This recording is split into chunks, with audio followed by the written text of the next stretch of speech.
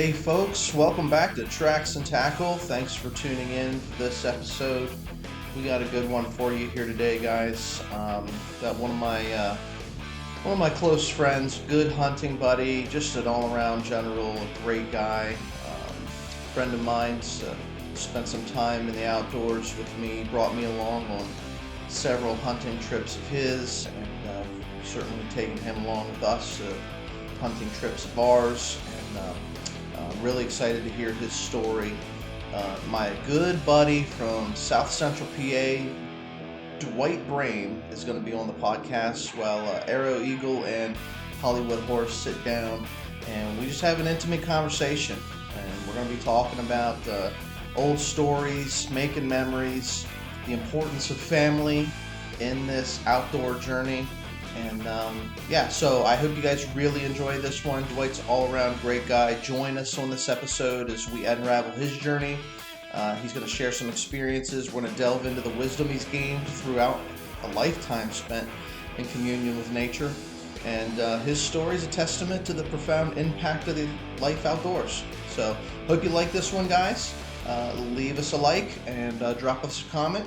Stay tuned. Buckle up. Let's get to it.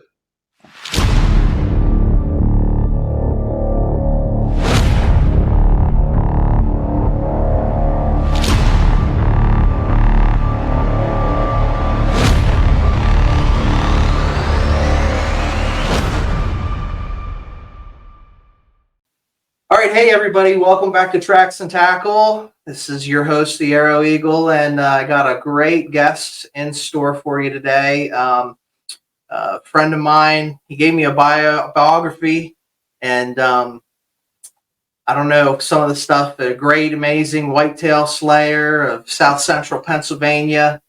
Good friend of mine, a real godly man, and we connect on a lot of things, but one of the things that we've connected on a friendship level is the love for the outdoors. Yeah. And one of our missions is, or slogan that we embrace, is that nature is our playground. And I know that you love the outdoors as much as the next guy, and not only for yourself, but you've opened up your hunting and fishing stories, and you've even taken me hunting where you hunt and things like that. And not everybody does that sort of thing. So so we're going to get right to it. I've got my host, co-host with me, the Hollywood Horse. Say hi, Hollywood. How we doing? You've been out running around today? Yeah, played out, buddy. Yeah, this is why we should record in the morning and not in the evening, because we're out of energy till the end of the day. Let's get to it. We're going to bring in our guest today, Dwight Bream. Dwight gave me a little bit of a bio. You said you were named after President Dwight Eisenhower. Dwight, Doug, and Dave. Dave and Doug were my brothers. Doug was MacArthur, and Dave was I think, was there another David Eisenhower? I don't know. David Kennedy, maybe it was. But anyway, I was Dwight the Eisenhower. All right, yeah. So he's your namesake, and why don't we just get it started off, and you tell us a little bit about who you are and how we met, and how we sort of got to where we are today. Yeah, well, the interesting thing is, I grew up a mile down the road from you, or a couple miles. Yeah, we grew up in the same zip code. Nightyville, and I was here at Gardeners. Yeah, and had a like I said, I grew up in a strong Christian family, and that was a blessing to me, and not only a Christian family, but a hunting family as well. My dad had two brothers, Uncle Art and Uncle Junior, if we called it. His name was Sylvester. We always called him Junior, and they all had kids. So there was a number of cousins that grew up together, and we did a lot of hunting and fishing. Really fishing. I remember stories fishing just at a very young age, up at Laurel Lake. You guys know where Laurel Lake is. Oh, yeah. Yeah, spent a lot of time in the South Mountain. Yeah, 8-9-year-old. And there was a mess up. And you know what it is like when a bunch of cousins, 8-year-olds, get together and try to fish. But my dad and my uncles, his brothers, built this huge green wooden boat. I mean, this thing was huge. It took 4 people to carry the thing. It was just a flat wooden, and they painted it green. They built the boat. And so you come from shipbuilders. And we would take Let that out the bio. We would take this thing up to Laurel Lake. We'd had a big truck. My grandfather had this big old truck or whatever. We'd throw it in that truck in the back, and it would stick out. You had to put a Kleenex on the end of it for driving because it would stick out. But we take it up to Laurel Lake, and we had a lot. The thing I remember about that boat was there was 4 seats in it, and the 2 end seats were the very end of the boat. So as an 8-year-old, there I am sitting on the end of this thing, looking over to see the water. When you're 8 years old, you're inquisitive, right? It'd be a little scary. But we'd go up there, and I can remember Friday nights. The first day of fishing was always a Saturday morning up at Laurel. Back in those days, man, you could walk across the lake on boats. I mean, everybody and their mother had a boat out there. That's not like that anymore. How busy is it, would you say? I mean, certainly it's a different generation. And yeah, maybe half the boats. I mean, first day you get some boats up there. But, man, when we were fishing back in those days, you could walk across the lake on boats. There were just boats all over the place. They got a lot of, I was down there hiking not too long ago.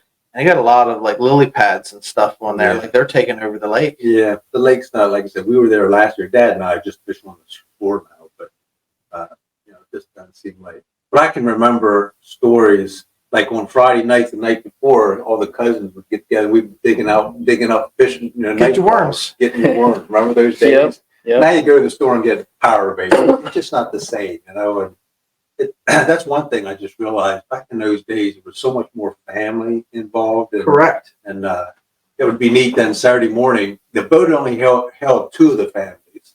So between my dad and his uncle and his kids and my brothers and stuff.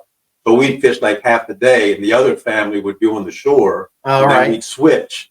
By lunchtime, we'd go and pick up the other family. One family would have to get out. But you know what it's like when you're fishing with 8, 10-year-old kids and getting lines tangled and all that kind of stuff. It's crazy, but we had a lot of good times. I remember one time we were fishing. This wasn't. Maybe it was the first day, I think. But I had caught a mess of fish, 10 years old, and had them in a bag. Legend. Had a bag. The limit was 8. The limit was 8. Okay. They were in a bag in the boat. My dad and brothers, and they all caught fish. My dad had his stringer on the side of the boat. And I was young enough that I actually laid down thinking I got tired. I fell asleep. All right. Somehow during the time I was sleeping, I knocked his chain over the boat. He lost his 8 fish. So he wasn't real happy with that. But those are the stories that we remember forever. Though. Yeah. Now I had mine. Mine was in the bag in the boat. But we got to the shore, and he said, "Where's my fish at?" And somehow somebody knocked somebody. I was to blame for it. I'm not sure I was. What fish? I don't remember. I got the blame for it. They said I knocked the chain over the boat. He the youngest guy. One other story of fishing that this was years later. So I was fishing with my dad, not in the green boat, but we bought an little aluminum thing and I had my son in the boat, 8 years old. Wasn't the first day, but it was between the first day and Memorial Day. Memorial Day was always a big day for us to go out fishing. So it was somewhere in between there. I was rowing, weren't catching anything, and Dad said, let's pick up the anchors and see if we can find another spot. Well, my dad rolls, turns around, goes to pull up the anchor, and he slipped or something. He tips the boat in the middle of the lake, middle of Laurel Lake. Now, I got an 8-year-old son sitting beside me here or whatever, so you know how you have those... That's your priority, right? Yeah, you have those nightmare dreams. Well, we were living it. So, I mean, we're flying in the air, and I can still see myself. And now the boat capsized. Now, it doesn't sink. But my first thought was my son, and he had a life jacket on, so he was okay. Then my second thought was, where's all my tackle? That's right. It's everywhere now. You got your So we got the boat, we couldn't down pump it, but we got it turned up. So I'm there looking, oh, there's my fishing rod. And put that in the boat. I think I only lost like one thing. But my son, he was 8 years old, but he was always joking. Because he said, so my dad's there late, we're all in the water. My dad's yelling, help, help. There were a couple of fishermen around, and so what ended up happening, anchors are harder to pull up when you're in the water. Oh, I got to pull up, do them in the boat. We just doggy paddled into the storm. We made it in. Time we got in there was an ambulance in there on the shore, and we were all okay and everything. But it was that's a lot of excitement, especially for an 8-year-old boy. Yeah, it was a story. So we remember that. We talk about that often. So how old were you when you think when you started fishing? I was young. we were probably 8, 9 years old. Yeah. Something like that. Because, I mean, here, like you said, you grew up in the same area that we did. Yeah. And it's in Pennsylvania, it's might as well like opening day of rifle for whitetail deer, Yeah. opening day of trout season. But, you know, the state stocks the streams. You don't got to be that great of a fisherman. You know, you can still, if you get into a fishing hole that has some fish, you know, it's a good way to get youngsters into the sport, you know, because they're going to have better opportunities. And, you know, so what's happened today, once again, and we'll talk more about this in deer season too, but just the young kids, the young people don't want to be involved anymore. A lot of it's hard to. I don't it's know not like it used to be. No, I don't know if it's the fracture of the family or what's going on. But you know, first day of fishing, first day of hunting season is always family stuff for us. Yeah, I think it's probably a little bit of all of that. Yeah, you know. But one of the reasons why we started the podcast was because we up at the cabin, and you've come up to our camp, hunting camp with us. But we've got a logbook there where we write in, all right, we came up and, you know, we cut firewood this weekend, or we set tree stands, or whatever we did. We just documented it. We've been doing that for 30, 40 years, not just at that camp, but different camps that we've hunted at for over time, you know, your dad and my dad and the whole crew. And we're just to the point where technology's changed a little bit, where we're starting to take more photos. We don't have to go get them developed. Right. We can do, you know, a recording on the phone. Like you sent me an audio recording the other day, instead of, you know, just typing it down or writing it down. We're just documenting our outdoor adventures. And the heart behind why we do what we do is we love being outside, you know. And I wish I look at this next year, I look at the kids, the youngsters that aren't going out, they're just sitting around playing video games, or maybe they don't have a mentor, you know, like you say, the breakdown of the family. They don't have somebody to take them out and show them how to put a worm on a hook, or how to shoot the scope of or even open sights, you know, how to shoot a gun, or like these are lost art forms that kids nowadays don't have. But if we can influence or inspire like there's some 15-year-old out there listening, and they're like, man, I want to go outside and catch some fish because I heard Dwight talking about, you know, a whole stringer full of, you know, rainbow trout, brook trout, you know, whatever we can do to inspire people to do that, because nature is our classroom, nature is our playground, we can learn a lot from the great outdoors. Sure.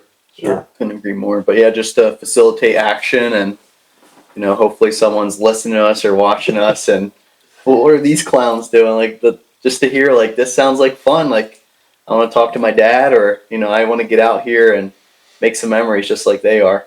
One of the things that just crossed my mind is the other thing, whether you're fishing or especially hunting, disciplines are involved, especially hunting.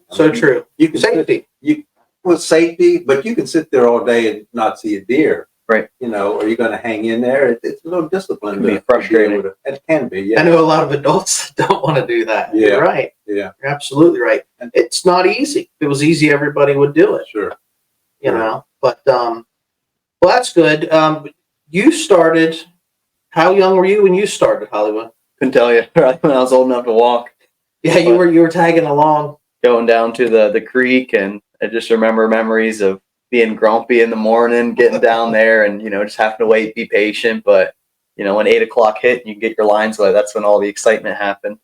So the wait for on opening day, being able to start at a certain time. That's always, for us, it's you got to get to the fishing hole early, so if someone else doesn't get to the fishing hole before you, but then you got to sit there in the dark until 8 a.m. before you can legally get your line wet. Yeah. How's that work on the lake? You just have to wait in your boat line to get out? That's what we do. Now, you guys don't go out on the boat anymore, do you? No, we find a place on the shore. Whatever. Once again, though, you got to get there early. There's not a whole lot of spots, and you get there early, like you guys do where you're at. So less boats, but just as many fishermen, you know. I don't know. You got good fishing. You want to get to the good fishing hole. Yeah, we know where the fish are. So then when we transfer into hunting season, course, the age of 12, you Mhm. couldn't hunt till you were 12. Right. That's when you could get your license. I remember in our family, for some reason, they made most of us wait till we were 13. I don't know if we weren't big enough to hold a gun or what. But I think There's a reason, I'm sure, right? There's a reason. I think most of us didn't start hunting until we were around 13. But once again, all my cousins and would get together, and we always had good times. And Monday was always the day after. The opener, it was on a opening, Monday. and everywhere was off school, and if you wanted to take off any other days, you'd have to write down a slip saying you had buck fever. That's why you were sick. Yeah, I know about the buck fever too. So, but yeah, we that Monday, and I still remember my uncle, my dad's one brother, Junior, the one he called. He's the one that's Sid Bream. Sid Bream, the baseball player. He's an avid hunter. He's got a game room of just all kinds of everything from bear to whatever. He's been in Africa, and he does everything with his bow now too. Yeah. But he was. I can remember one of the times we were hunting, and my other cousin Stan, which is his brother, we were going up the woods. The next thing I know, he's on the ground crawling up like he's in the army or whatever. I said, "What are you doing?" He said, "I'm playing army." We're in the middle of getting up into the woods early in the morning. He was playing army. He was Memories made, man. People fooling around. The other thing that I remember about hunting, one of them is somehow we got started hunting over in Ickersburg along the Tuscarora. I don't know if you're familiar with that. That's on the North Mountain. All I know is that mountain is hot. I mean, I had another cousin that he'd get a buck every year, but he climbed to the top of that thing. So we'd be up here, 3:00 in the morning, we're out of bed. So we had to be over there by 4:30. It takes an hour just to climb to the top. He'd take another set of clothes and I never did that. But until you got up to the top, you were sweating like a pig. I mean, that Tuscarora, if you know anything about it, I mean, it's like that. What's that like, Hollywood? I'm just trying to think. He's been to our camp. How close to the peak did you make it? We were up there already, but I think the Tuscarora was okay. So it's more of a mountain. Yeah, more of a mountain. It would take a solid hour just to walk up. It had two different railroad beds. You get to the first railroad bed, and you knew you were about halfway up, and then from there, it'd be like walking in from the gate, right? Instead of walking up from where our cabin's pretty, up towards the top a little bit. But my first thought is no thanks, but my second thought is we'll do anything for a buck. So that's about right. That's where the deer are. The deer are where the people don't go. My cousin went up there. His name's Jeff. He sits on this same rock every year. Every year he'd get one. So not wood, but I missed a few big ones up there. I did get one. I think one of the questions you were asking is my first buck. I think one of my first bucks was over at that place. You recall that experience? I got a couple of questions just brewing in my mind as you're talking. Well, I can't remember because I hunted for a while, and then I went off to college and was gone for a while, and then I came back. I can't remember. I think it was before college, but anyway, there was not a real big buck back then. You could shoot spike. Mm-hmm. I mean, anything had horns. If you could see the horns, you'd shot. Sure. It. Yeah. And, they taste real good too. They taste real good too. So one of the first ones I shot was up there in the Tuscarora on the top. Wasn't a real big one. It wasn't a spike. I remember I think it was a 5 or 6 point. But he came into me and I saw the horns and got excited like everybody else did. Shot him. And biggest thing too up there was getting him down, dragging them things out of there. That was one of the first bucks I remember. A lot easier going down than it is up. Look at that. Yeah. Gravity does help. Yeah. So you mentioned a couple of things. One of them was back in the day, we could shoot, a spike or a 3-point, but the state put in this antler restriction rule to try to, save some of the younger ones, let them grow a little bit. Yeah. What's your take on that? Because everybody's got an opinion now. We're several years removed from that. Yeah. Actually, we're long enough removed from it that we can actually see the results a little bit as well. But, whenever they first came out with a rule, what did you think versus, how do you what's your take on that now? I have a question for you guys. Do you think the rule has worked? I mean, I believe so. Are we seeing bigger buck? I mean, you guys certainly are seeing bigger buck. I guess we are. Where we are. It's more of a question for you because my childhood, this rule's been in place. I lived this rule, so. Yeah. I would say we see a lot. I mean, you still got the younger deer. They're still moving through. But yeah, I mean, where we're hunting, it has. We've seen a change. Yeah, you got from that institution of that rule. You know, when it first happened, the biggest thing I find with that is you have a tendency when a buck starts running through, you don't have time to count horns. You know, you're either going to shoot it. If it's on the run, it's on the run. You don't have time. But really, we're at the point now where you can pretty much tell if it's legal or not. Yeah. I mean, what do you need? Three on one side, right? Yeah, 3 up on one side, depending on what part of the state you're in. Yeah. You know, you get out toward Pittsburgh and Western PA. There's some counties that are, I think they're 4 up. Okay. But usually, don't quote me on that. I find when they're running through, you can tell pretty quick whether this thing's legal or not. I had this same cousin that I was talking about. This got one every year. He just saw one where we hunt this past year. He said it was a monster buck, and I said, "Why did you shoot it?" He said, "Well, I'm not sure it had 3 points on one side." Well, it's a monster. Yeah, that's a contradiction a little bit. So I said, "You should have shot that thing." But he's trying to be careful. You know? Yeah, well, that's the responsible thing, I guess. Yeah, to do. He's very responsible. He doesn't want to shoot anything illegal, but I think I'd have shot that thing. count them when we're later. Hope there's no shrinkage. But yeah, as I got older too, you'll kind of learn from your experiences and you learn from others. But yeah, just patterns. If a deer's by itself, it's most likely that it's a buck. You know, you see a group, it's more likely that the tail one, if it's going to be a buck, that's where it's going to be at. So just paying attention to some characteristics, and you can tell. Yeah, that's a good point. I do have one deer story, and I think I've told you about the place where we hunt now. About where you were at that time. This was 2 or 3 years ago. It was when I got my 7-point. All right. But I had these deer. And I talked to my dad on the phone a couple hours. He was hunting with me 50 yards down the road. He said, "There's a massive, I saw a big buck in here," or whatever. He said, "There was a bunch of deer running together." Well, I didn't think of that because these deer came running down to me. And the first one had horns. I saw that right away. And he runs across me. It was the 7-point. And I shot that. And then I saw him flop or whatever. So I knew I'd got him. Well, I shot that. And I looked over, and this nice sized doe was right in front of me. And no sooner did he pass, this monster buck came after him. Yeah. I mean, he was even bigger. He was one for the wall. So I've got a couple seconds to think. I said, my dad, right over here, he could take one of these. This thing was just massive. He was standing broadside, and he was after this doe. He was just standing there. Yeah. I looked at him, and I knew, I'm 60 years old. I knew if I shot that 2 buck, my dad would have whooped me when I get out of the way. You're old enough to know better. You know? I let him go. Yeah. But it was the 7-point I got was nice too. Yeah, we've I've had that happen where you shoot your buck and you're in your stand and you see deer coming through, and we're in a day and age now where I got a cell phone, so we do a lot of recording. Even if it's a little one coming through, and you're going to pass on it. I know the first time you ever took me hunting out on that property that you hunt on. Dwight, he's pretty good hunting guide. He made sure I had drink. He made sure I had snacks. Told me what tree to get up in.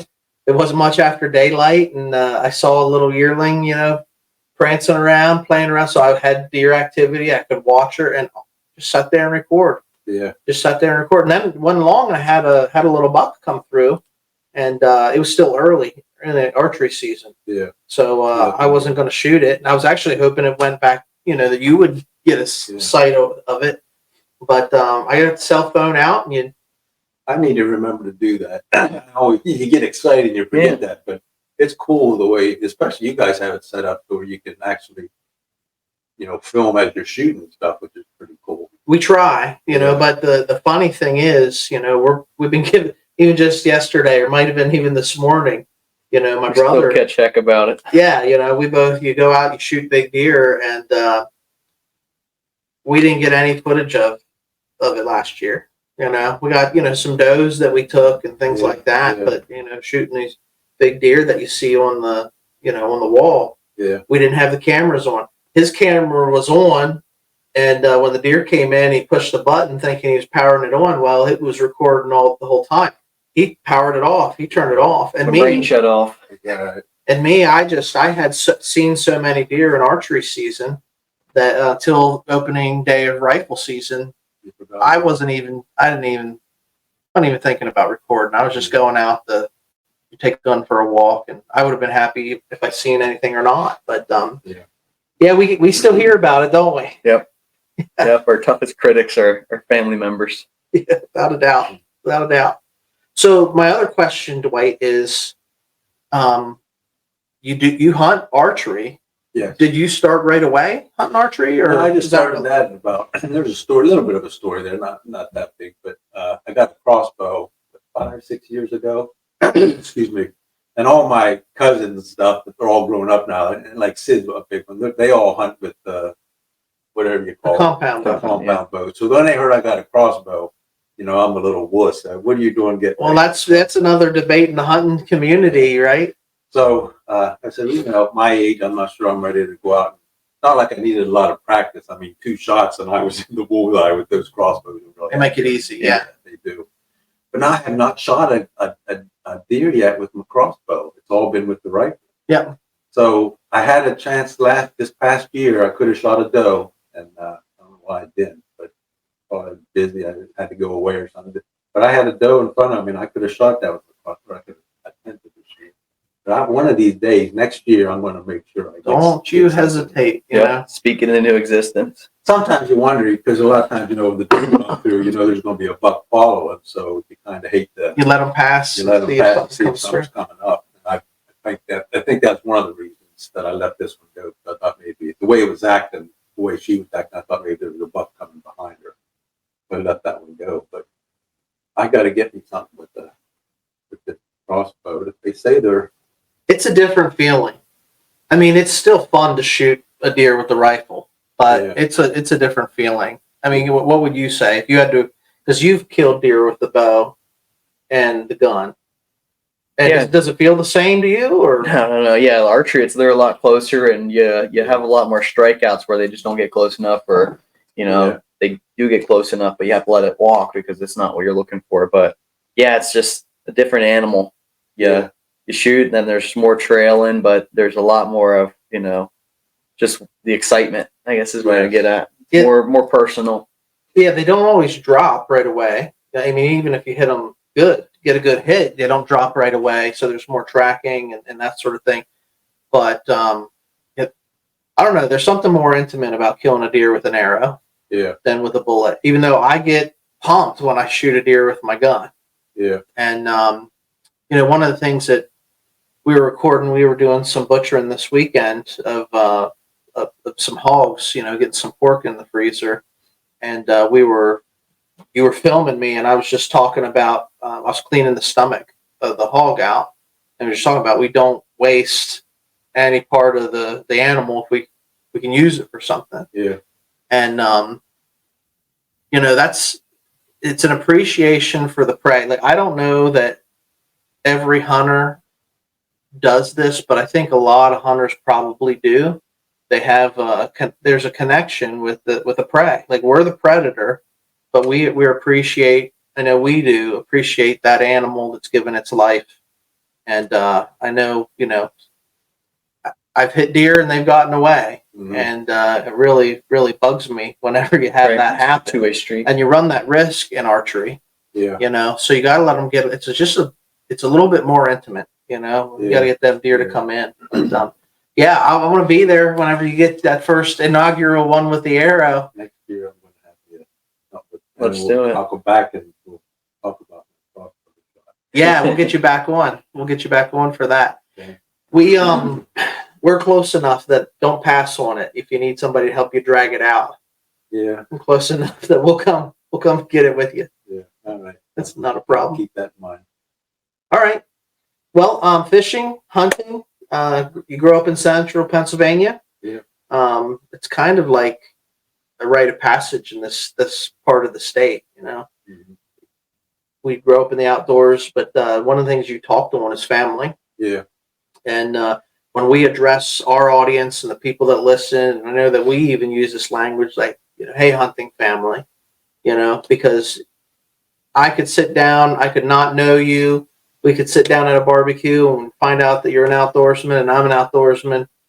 You just connect because we're connected on a level. And I think with you and I, that helped bridge our relationship. Sure. Bring up a deer story. we're good. Yeah.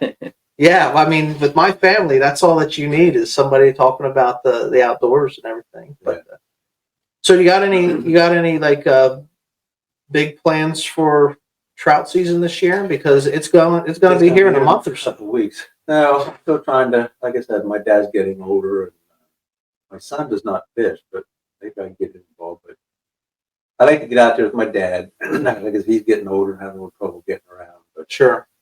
But I want to keep it going. I don't want to stop. It's too easy just to stop. It's not working to just stop. And that's what's happened. Mm-hmm. But I hope to get out. You took us to your hole that one time. Yep. Didn't catch a fish that day, but Well, we had them all fished out. Yeah. you must have. But hopefully, hope I get that up to Laurel again and just help to get him out and about. One other deer story or whatever, but when we were too young to hunt, like still 8, 9, 10 years old, we couldn't go, but my dad and his uncles, Mm-hmm. there'd be a group of them, they'd always head over someplace. So we'd sit there and wait, come 5:30, 6 o'clock. He said, where are they home yet? As soon as they pull in the drive, we'd run outside. You get anything? It was just an anticipation all day long to see if they got a buck. And my dad, for some reason, my uncles they seemed to always get one. And my dad had trouble. He'd always be, we'd be looking, do you have the buck? Because they'd put them on the top of the cars or whatever. Yeah, you show it off back in the day. Yeah. My dad would come home and, you get anything? No. How about Junior? Yeah, he got one. Uh-huh. How about Uncle Art? So then we take the deer over to my grandparents, and that's where they'd hang them up, and we'd all go over there and cut them up and butcher them and stuff. So they did all that themselves? Yeah, if I remember, my grandfather was very good at butchering and Mm-hmm. hanging them and doing all that kind of stuff. He's an ex-farmer. He wasn't farming at the time, but he butchered and everything. So that was always a good time to come together that Monday night. Mm-hmm. Get everything butchered and put in the freezer. Even though my dad didn't have. Well, that's the way like we hunt as a family, as a group, and if one guy gets, we all celebrate. And if, you shoot a deer, I'm helping you track it and drag it. You're coming out, and even if you weren't hunting with me and I hit one, you came out and helped me track one earlier, last fall. So that's part of the memory. Yep. That's just it. Like we're making memories, and that family piece is so important, because even if you're not family, like blood family, you make memories with the people you hunt with, and the people you camp with, and the people that you fish with, and things like that. Sure. I do need to make one in case my dad sees it. He did get very successful after. I mean, the first when we were young, but Tell Dad. After I don't know how many years, he had the whole room full of buck and out west shooting with not the whitetail, with the other deer. Mule deer out west. So he has a whole room full of buck. So he's gotten more than I have actually. All right. So I don't want to act like he never got anything. It's just I remember those first couple of years, every time he'd come home, Uncle Art and Uncle Junior would get one, but he didn't have one. But it's always fun giving Dad a hard time too. I got a question related to that, because you brought up how you guys would go up on the boat and how, man overboard, everyone flipped over. And then I hear you guys are shore fishermen now. Does that have any role to do with that? A little bit. My dad won't get in the boat anymore. Now he is 86 years old. Sure, yeah. But it wasn't too long after that we sold the boat. We got rid of everything. He doesn't want to get in the boat anymore. Bad experience. And those little aluminum things, you know how it is. You cough in those things and they rock. Yep. Or whatever. So. Is the green boat still around? I don't have, no, it's not. You know how to make one? Do you think that if we put our heads to it, we could make a boat? That's the question. We'd have to talk to, of course, both my uncles aren't living anymore, but I'd love to hear Dad's story on that, because I don't even remember them. I know they made it, but I don't remember them making it. It must have been, I must have been really young. Sure. I don't know how many years. I remember them painting it green. I think they might have built it and then they used it for a while, but then when they went and painted it green, I remember that part. It was a dark green. This thing was big. Well, you can imagine as an 8-year-old, I mean, I'd be laying down and I could fall asleep in it. Yeah. So it's how big it was. And it was always 4 seats, 2 on the end and then 2 in the middle. And I was always afraid to get on the end, because as an 8-year-old, you looks deep down there. I don't want to get. Sure. Well, you just don't hear people going out making their own boats. Yeah. We're always looking for off-season projects, and we had to pass on the bass boat because we couldn't haul it with the Tacoma. So we might have to look into it. Yeah.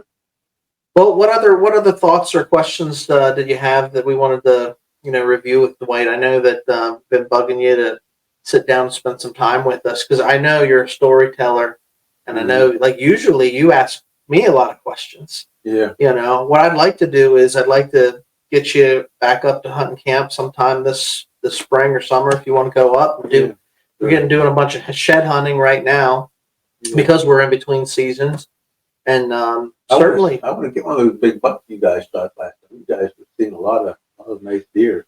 going to the places where nobody else wants to walk though. Yeah. And I don't even want to walk. We You do, got good video of me being out of breath. Yeah, I don't know how many videos I have of him or when he's self-recording, you can just hear him breathing in the background. Need to get into shape, which Dwight's always on me about. He's a pretty healthy guy. Right. About the workout and stuff. Good man then. But yeah, I guess tying back, I got a few questions because growing up and primarily what I do is a lot of stream and creek fishing. Okay. And it sounds like you primarily do a lot of lake fishing, especially for trout. Yeah. But you say you would go out, you guys knew where the fish at. Yeah. Like how did you Well, look at the environment or just after fishing it for so many years? So many years. You get used to knowing where the holes are, knowing where to go. I have questions as far as the fish. For some reason, you guys do a lot of bass fishing, correct? Well, So a little bit. Yeah, we when picked that up this year, I guess last year. I really picked that up looking for something to do, and I fell in love with that. That's something we've never done, but bass fishing can be a little more fun than trout fishing. Well, they'll put up a fight. A little bit more of a fight. Yeah. Because trout, you can have a trout under the shore and don't even know you got one. Yeah, especially these state stocked trout. Yeah. They're not. They're small. They're not putting up much of a fight at all. But we got a little bit of a couple ponds. You found some locations where you got permission to hunt, and down in Adams County, you got orchards. And every orchard owner has farms to irrigate their or ponds to irrigate their farms, and trees and things. And some of them got catfish, some of them got bass, a lot of bluegills, those type of things. And we catch and release, but it's what else do you want to do to spend your time? If you got a few minutes, and usually I don't have a few minutes, it's like rushed. It's like, all right, we finish up a meeting, we go to like a men's meeting or something like that, and we got an hour before dark. Let's take the fishing poles, and we're a little bit rushed, but you blow off some steam, and the sun starts to go down. It's beautiful. Yeah, it is, and that's part of the, just being out in the great outdoors, as you hear this say. But, yeah, I mean, it's pretty cool to be up in a.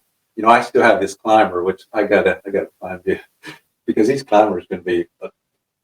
Let's talk about the climber because this guy just got a brand new one this year. Is that right? He's fallen in love with the climbing. I like being mobile. And I know your take on the climber. Yeah. Like, it's a lot easier to have a what do they call them, the ladders or whatever. Yeah. But the climbers, right? They're mobile, so you can go different places. But they're a job and a half. For some reason, even this past year, I was getting into one, and so it was still on the ground, but I was getting one, and somehow I lost my balance, hit my ribs, and I didn't break them, I don't think, but they were bruised. And you can't do anything with the broken rib anyway. So, but it was bruised for a number of weeks. Just getting it. So even when you get in the thing, I did learn how to get out of it, get down a lot faster. And getting up, it just seems to be gravity helps, though. I guess. So, I don't know what I was doing. Well, I found out. Obviously, you want to always make sure the two are connected.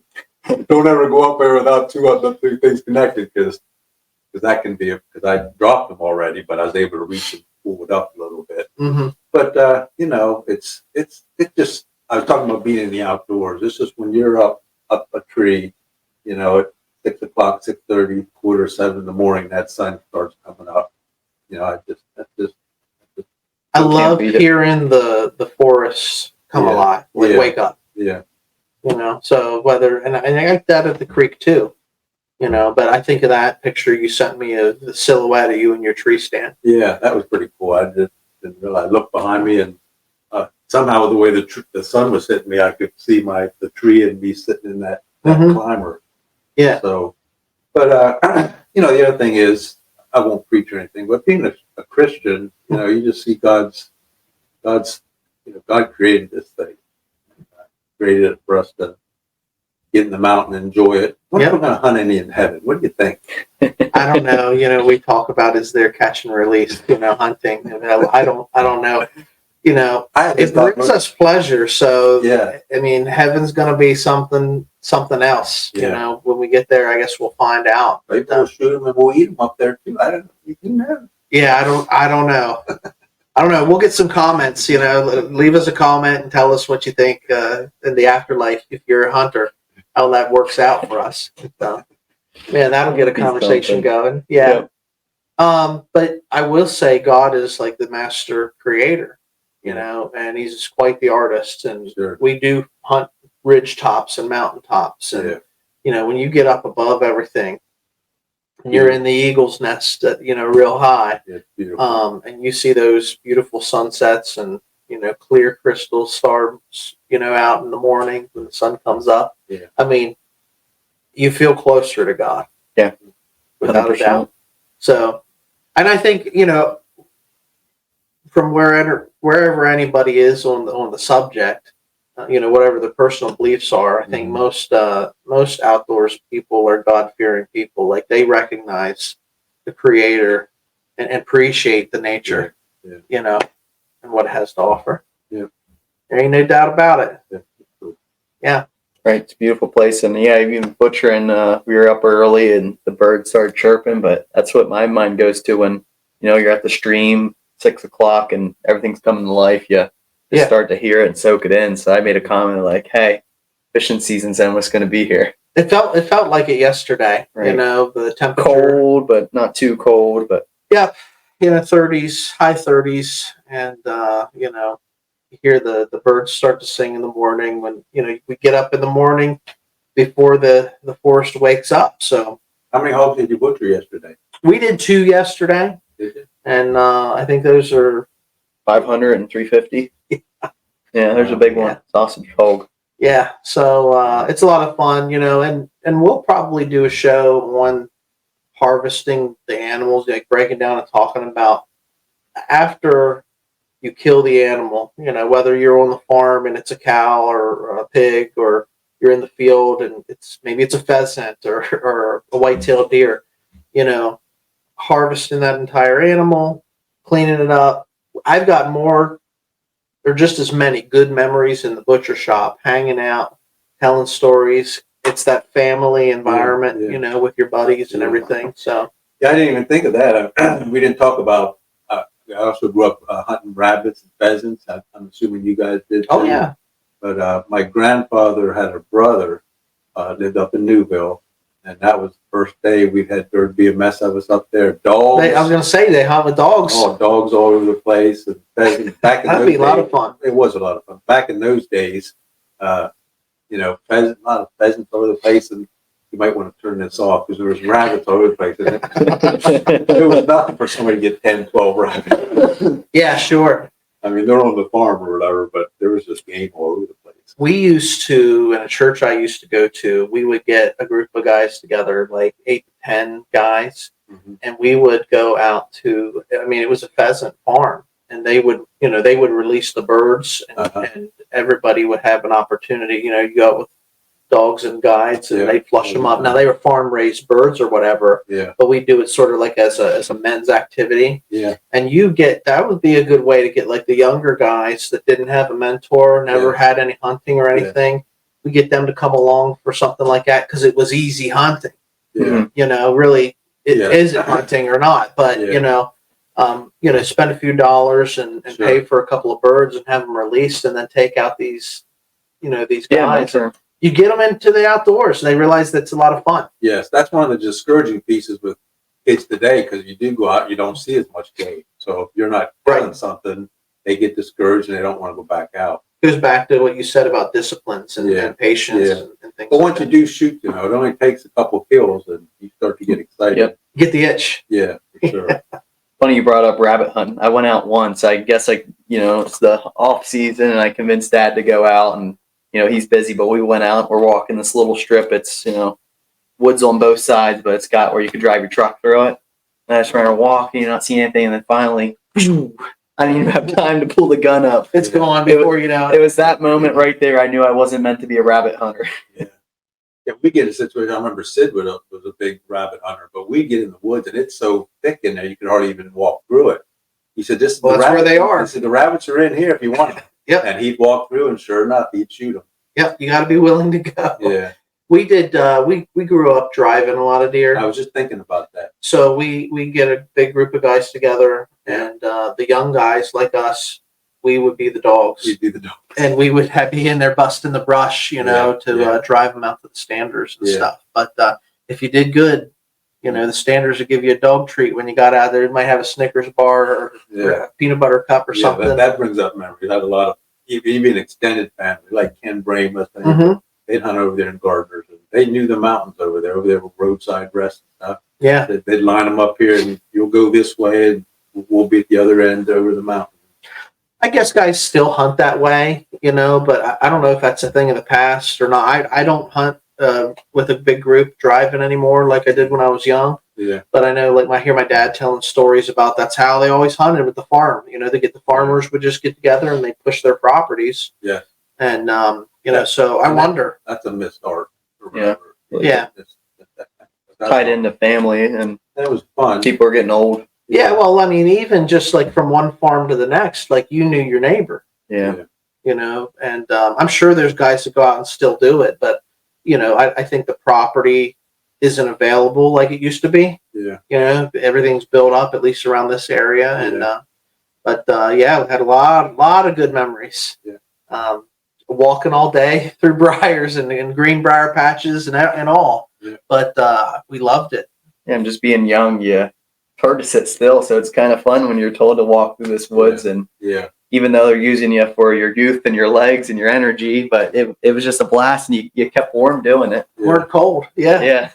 Just put plenty of layers on, so when you hit the briars, it doesn't scratch you all up. I put 2 or 3 pair of pants on. Yeah. I couldn't tell you how many gloves and hats I lost in those fields. Yeah. I can tell you some stories, but I won't on air here. Turn that off. Yeah, turn that off. I'll tell you some real stories. But so anyway, look, I really appreciate you, spending some time with us, coming on. We like to hear the stories from our friends, and I didn't know you guys hadn't met before. I thought this is a good icebreaker. So you've heard stories about my buddy Dwight. Nothing has been better than Ronnie being like, "Look at this video Dwight sent me." And you're giving us the play-by-play, and you're just an energetic person and just fun to listen to and a fun Sometimes guy. I get you in trouble. I mean, I had, you're like, everybody's up in the tree, and you've been there for a couple hours, so you get the phone out and start texting somebody, and sure enough, that's when the deer come out. Yep, they know. I was texting my daughter just the last day or whatever. And still had no idea, but I turned around, and there they were right in front of me. As soon as I turned around, they were off. Yep. It just takes a minute, man. It just takes a split second. Yeah. And all that sitting, all that patience, it can be it's like a vapor in the wind. But very good, man. Do you have any questions for us? Okay, I appreciate you doing this. Like I say, I appreciate you. And I watch your Instagram thing. I follow that. It comes up to me, and I see your stories. They're pretty cool. Well, yeah. I mean, hey, talk to the people that are watching or listening. Let them know. The deer skin thing, where I was joking with you. You need to make one of those for your wife Sarah, make her a deer dress. you see on the cowboys and Indians, the Indian women run around the deer. I said, I could see Sarah in one of those. Yeah. Well, I'll talk to her about it. And see if we can negotiate that. You have that hanging in your room? Yeah, it's in the man cave. It looks nice.